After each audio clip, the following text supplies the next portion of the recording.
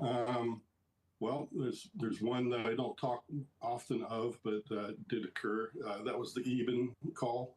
I remember distinctly getting that one and thinking it was one of the strangest ones we had, where one of the, I guess, interviewers or interrogators was discussing things about what he called an Eben. Later, we figured out that this was some sort of a person that was being held captive and being interrogated for information.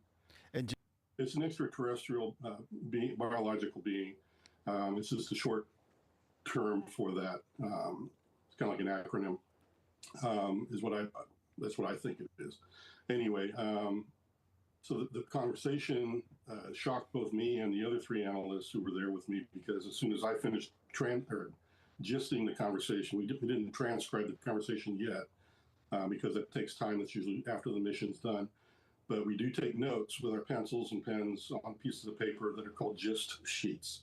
So I got done gisting this call and recording it, and I just sat back and I was like, guys, what on earth did I just hear?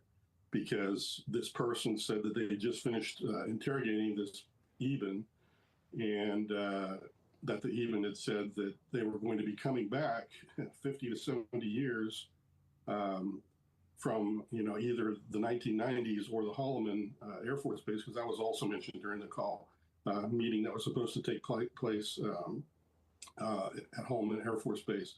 So 50 to 70 years, it's about 2030s ish is a window of time, but that they're going to come back and ask for their equipment back, their prisoners to be released. And then I think they called them the emissaries could be exchanged.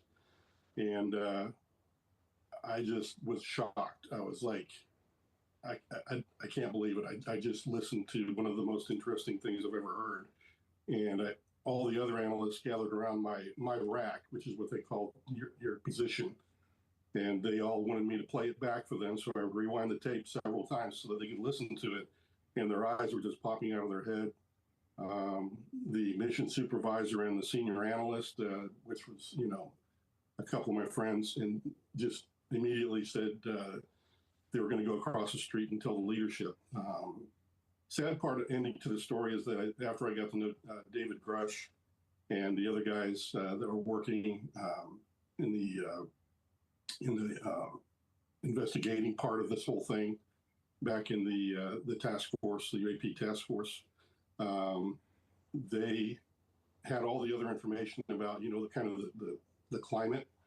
I would have thought that shocking information about, perhaps them coming back for another meeting and exchanging the equipment and the prisoners was going to be a big deal. But from what David said is that, no, they probably sat on it, or it was quieted down.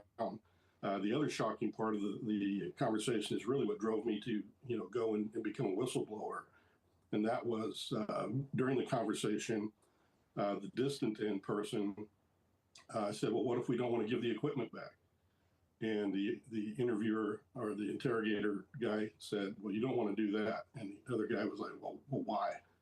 Why not? And he said, well, you'll be put to death if you do, if you don't give it back. And that's the part that really concerned me, because that involves both me, my friends, and maybe some of the, definitely some of the other people in the program. And I just wanted to make sure they, at least in the government, were aware of this, because there's nothing like, leadership making decisions for everybody else that literally puts your life at risk and not inform you about it.